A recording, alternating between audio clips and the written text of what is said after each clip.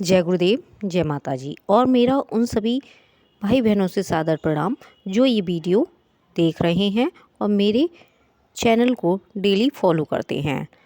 आपसे एक विनम्र निवेदन ये भी है कि इस वीडियो को देखकर आप ज़्यादा से ज़्यादा शेयर करें, और जो भाई बहन पहले टाइम इस चैनल के वीडियो को देख रहे हैं, प्लीज़ इस चैनल को सब्सक्राइब कर लीजिएगा।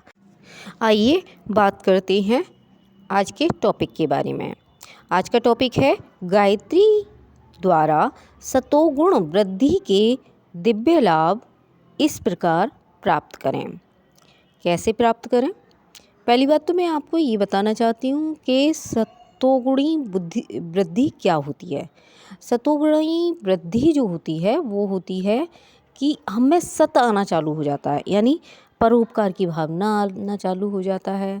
अच्छी कमाई का मतलब है कि अच्छे स्रोतों से पैसा आना चालू हो जाता है। हमारे जो मित्र हैं वो भी अच्छे बनने लगते हैं, और हम अगर किसी के पास जाते हैं तो हमसे पॉजिटिव वेव्स आने लगती हैं।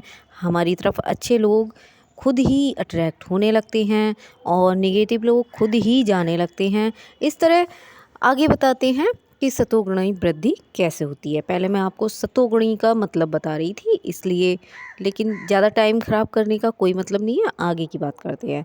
गायत्री सद्बुद्धिदायक मंत्र है। वह साधक के मन को, अंतःकरण को, मस्तिष्क को, विचारों को सन्मार्ग की ओर प्रेरित करती है। सत्तत्व की वृद्धि करना उसका प्रधान कार्य है।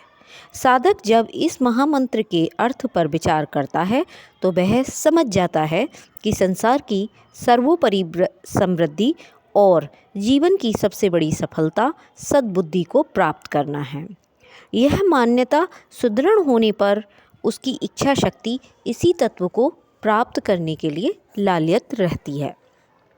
यह आकांक्षा मनलोक में एक प्रकार का चुंबकत्व उत्पन्न करती है। उस चुंबक की आकर्षक शक्ति से निखिल आकाश के ईथर तत्व में भ्रमण करने वाली सतोगुणी विचारधाराएं, भावनाएं, प्रेरणाएं खिंच कर उस स्थान पर जमा होने लगती हैं। विचारों की चुंबक शक्ति का विज्ञान सर्वविदित है। एक जाति के विचार और सजातीय विचारों को आकाश से खींचते हैं। फलस्वरूप संसार के मृत और जीवित सत्पुरुषों के फैलाए हुए अविनाशी संकल्प जो शून्य में सदैव भ्रमण करते रहते हैं, गायत्री साधक के पास देवी वरदान की तरह अनायास ही आकर जमा होते रहते हैं, और संचित पूंजी की भांति उनका एक बड़ा भंडार जमा हो जाता है। शरीर और मन में सतोगुणों की मात्रा बढ़ने का फल आश्चर्यजनक होता है। स्थूल दृष्टि से देखने पर यह लाभ ना तो समझ पड़ता है, ना अनुभव होता है, और ना उसकी कोई महत्ता मालूम पड़ती है।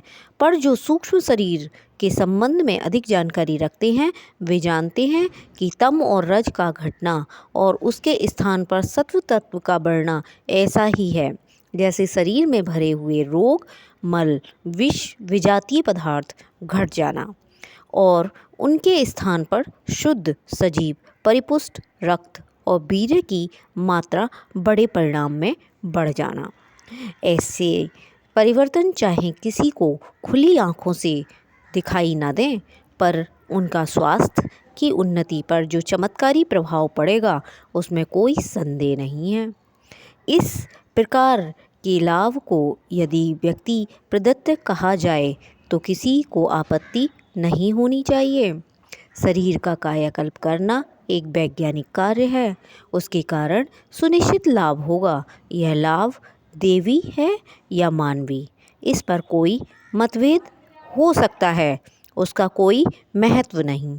गायत्री द्वारा सतोगुणी बढ़ सकता है और निम्न कोटि के तत्वों का निवारण हो जाता है। फलस्वरूप साधक का एक सूक्ष्म कायाकल्प हो जाता है। इस प्रक्रिया द्वारा होने वाले लाभों को वैयक्तिक लाभ कहें या देवी वरदान, इस प्रश्न पर झगड़ने से कुछ लाभ नहीं। बात एक ही है, कोई कार्य किसी भी प्रकार का हो उससे ईश्वर सत्ता पृथक नहीं है। इसलिए संसार के सभी कार्य ईश्वर इच्छा से हुए कहे जा सकते हैं। गायत्री साधना द्वारा होने वाले लाभ वैज्ञानिक आधार पर हुए भी कहे जा सकते हैं और ईश्वरीय कृपा के आधार पर हुए कहने में कोई दोष नहीं है। आज के लिए इतना ही काफ़ी।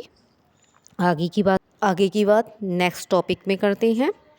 आप कृपया इस वीडियो को ज़्यादा से ज़्यादा शेयर करें और मेरे चैनल को सब्सक्राइब करें और आगे मैं जल्दी से जल्दी वीडियो दूंगी, आप उसको कंटिन्यू देखते रहें। नमस्कार, धन्यवाद।